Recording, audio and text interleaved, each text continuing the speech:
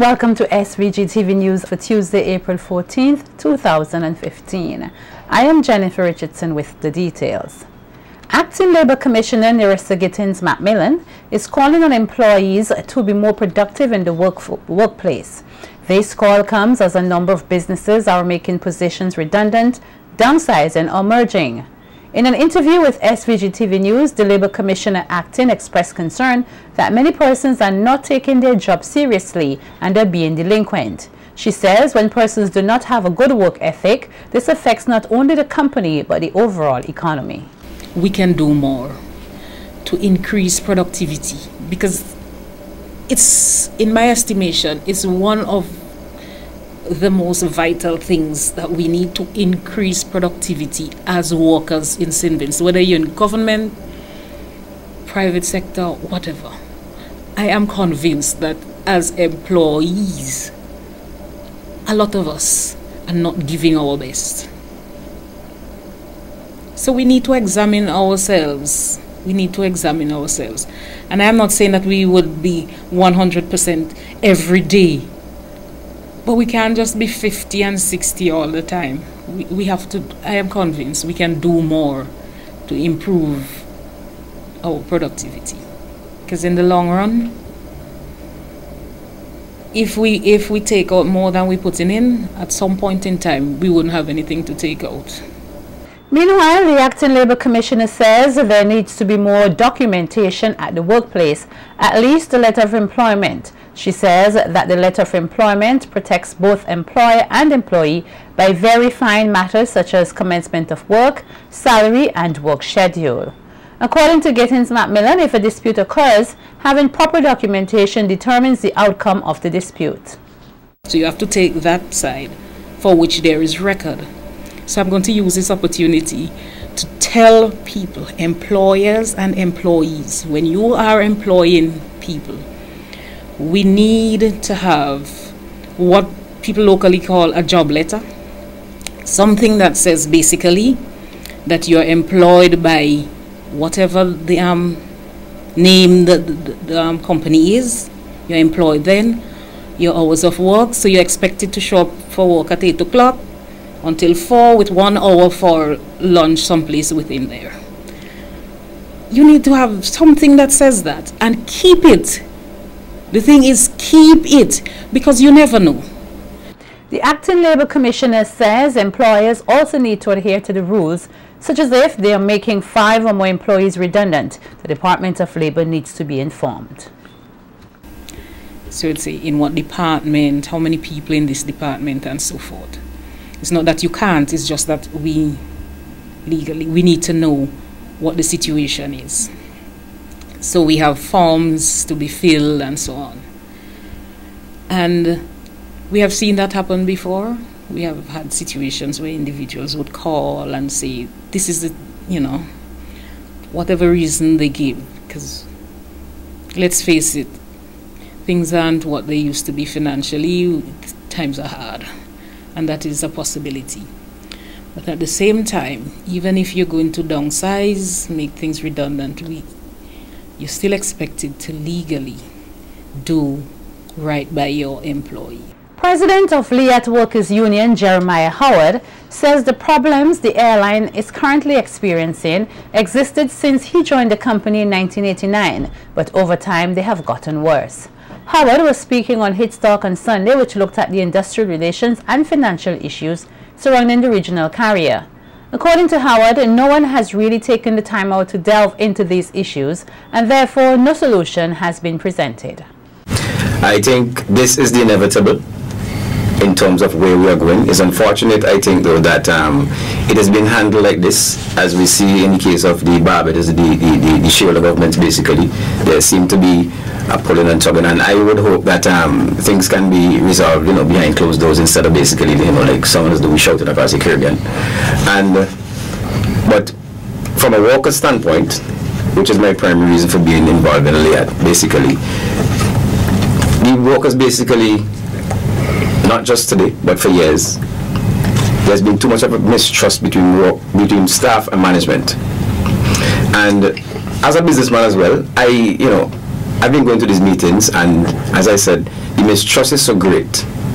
I really and truly cannot see Liat surviving, even in the proposal, among other things, that the CEO is making. Howard further stated that he believes that the plan proposed by Liat CEO pertaining to the airline's future is worth trying. However, he emphasized the need for the issues between the employees and the Liat administration to be dealt with in order for them to start moving forward. I must make this point though, in a broad sense. I believe that the CEO's plan is not perfect, but it's workable.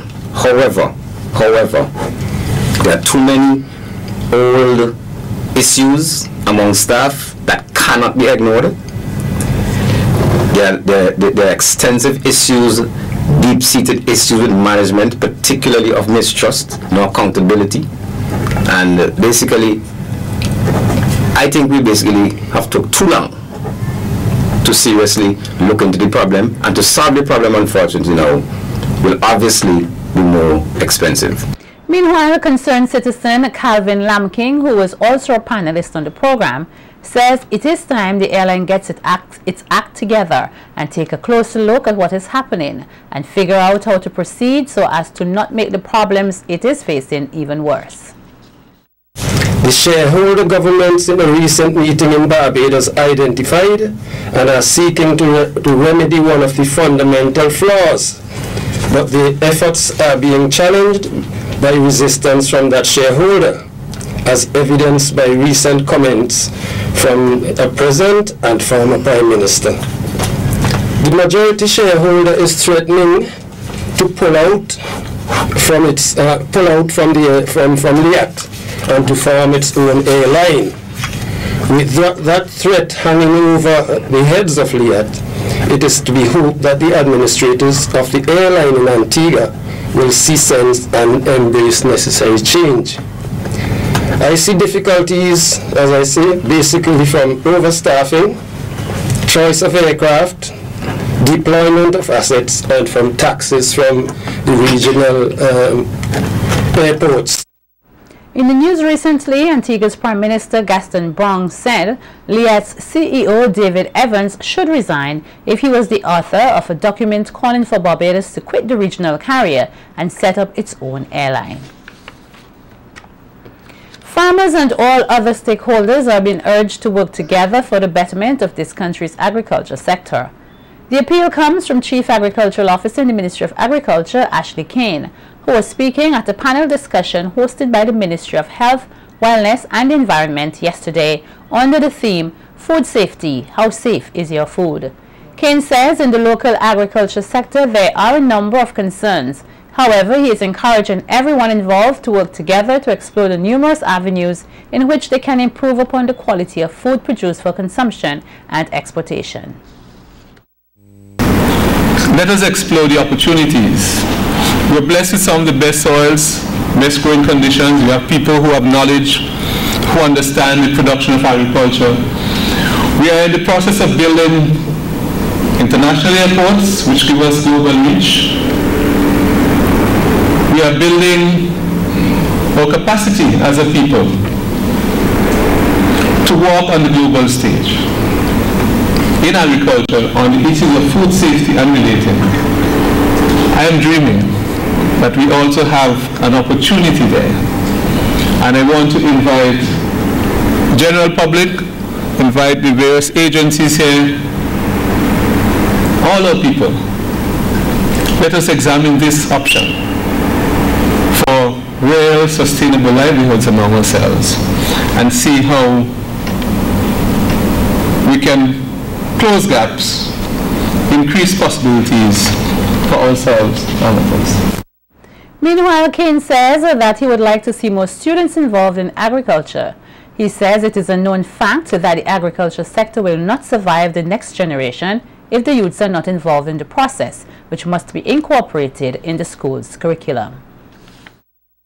But I would like to see, through collaboration with the Ministry of Health, through collaboration with the Ministry of Education in particular, that we find a way of engaging the school system across across the curriculum, build linkages so that students coming through can not only understand what has to be done or can be done in building a sustainable, viable agricultural industry, but it becomes a basis for enterprise, for learning, for innovation that we could share with the world as world-class standards and practices and so on.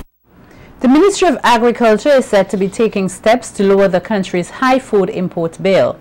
Minister of Agriculture, Sabota Caesar, says as a nation the time must be taken to identify all the commodities that are imported and that the ministry is at the moment carrying out an assessment in an effort to commence the production of some of the imported commodities locally.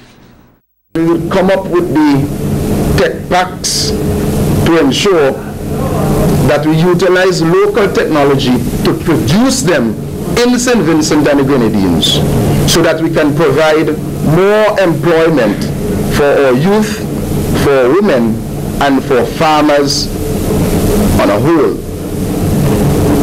I want to note that sometimes the national conversation is riddled with rhetoric, and there's a lot of discussions going on. But at the end of the day, are these discussions putting $1 in your pocket? I am here this morning not to discuss rhetoric, and I hope I'm not coming across as being harsh, but I am here to discuss and to begin what I intend to evolve in a national conversation on production. Customers of the St. Vincent Electricity Services Limited VINLEC will see fuel surcharge rate of 34.47 cents applicable on their April bills, which represents an increase from last month's figure of 28.63 cents per unit. VINLEC says that there are several factors that influence the fuel surcharge rate, namely fuel price, fuel consumption, and electricity sales. According to the company, during the month of March, the cost of diesel used for the generation of electricity amounted to $3.5 million when compared to a cost of $3.1 million in February, which attributed to the increase in the average price of fuel utilized by the company. In addition, the company says that there was a slight decrease in production at the hydro plants, which ultimately led to an increase in the amount of fuel utilized for the generation of electricity.